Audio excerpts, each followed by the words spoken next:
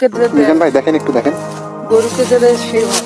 দেখেন এটা যাও মনে হয়। এটা যাও না, এটা যে খুদ থাকে না নষ্ট, যেটা গরুকে দেয়, যে গরুটা যে গরুকে যেটা খাওয়ায় না ওইটা মনে হচ্ছে।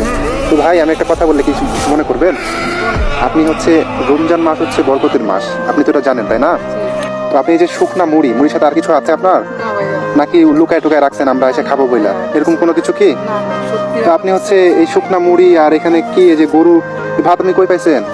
ভাইয়া কি বলবো, মালিকে যেটুকু খাইতে দিছিল রাত্রে খেয়েছি, খেয়ে রোজা আছে, আর এগুলো ইফতারের জন্য রেখে দিছি। ওই যে গরুকে খাইতে দিছিল আমার মালিক আবার একটু না ভাই, মানুষ ভালো না, ঠিক আছে? এখন কি করব ভাই, বুঝতেছি না ভাই। সবারই ভালো মন্দ খাইতে ইচ্ছা করে ইফতারের সময়, কিন্তু আমার কপালে আল্লাহ লেখেনি ভাই, কি করবো আমি বলেন? আরে ভাইয়া দুঃখ করবেন না, আপনি কান্না, কি করবো ভাই? ভাই কান্না করেন না, এই মুহূর্তে যদি আপনি কান্না করেন আমার হেবি কষ্ট লেগে যাবে। একটা ছেলে সে আজকে রোজা রাখছে, ও এখানে বিলের মধ্যে কাজ করে, মানে মানুষ কতটা কুলাঙ্গার হইলে, ওর মালিক কতটা কুলাঙ্গার হইলে একবার চিন্তা করেন, যে একটা বোতল পানি, এক জগ পানিও আপনাকে দিয়ে যায় না। আল্লাহ তুমি মাফ করে দাও আমাদেরকে। আপনি আপনার মালিককে বলেন নাই যে আমি রোজা রাখছি, আমি তো সারাদিন রোজা রেখে কাজ করছি, আমাকে একটু খাবার দিবেন, ইফতারি দিবেন, এটা আপনি বলেন নাই? বলছি ভাইয়া, কিন্তু সে বলছে আমি একবারে খাইতে দিতে পারবো, দ্বিতীয়বার দিতে পারবো না, আর যদি দুইবার দিতে হয় তাহলে টাকা পাবা না। এবং টাকা পয়সা না পাইলে ভাই আমার সংসার আছে, আমার একটা দাদি আছে, দাদিটা অসুস্থ, আমাকে ওষুধপাতি কিনে দিতে হবে, আল্লাহ রে এই জন্য ভাইয়া রে, একবার খাওয়ার জন্য।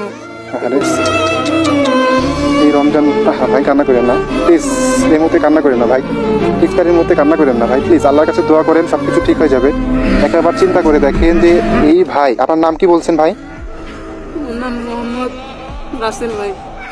এই যে রাসেল ভাই এই বিলের মধ্যে বসে থেকে, আজকে প্রথম রোজার দিন, বিলের মধ্যে বসে থেকে ভাই হচ্ছে এখানে শুকনো মুড়ি এবং গরুকে খাওয়ানো ভাত দিয়ে উনি ইফতার করতেছে, এবং মালয় করে পানি নিয়েছে, সেটা বিল থেকে তুলে। আমরা আল্লাহর কাছে জবাব দিব কিভাবে, একটাবার চিন্তা করে দেখেন। ও এই ফাঁকা জায়গাতে বসে থেকে শুকনা মুড়ি দিয়ে, খাওয়ার পানি নাই, পচা ভাত, মানে গরুকে খাওয়ানো ভাত দিয়ে সে আজকে ইফতার করতেছে এখানে বসে থেকে। আল্লাহ তুমি আমাদেরকে মাফ করে দিও ভাই। আমি আপনার কথা শুনে আমার চোখ দিয়ে ঝরঝর করে পানি আসার মতো হয়ে গেছে, মানে মানুষ কতটা অসহায় হইলে এরকম করতে পারে। আল্লাহ রে, আমার সৃষ্টিগত দোষ নাই, এখানে আমার কপালের দোষ। আল্লাহ মাহবুব যা করেন ভালোর জন্যই করেন।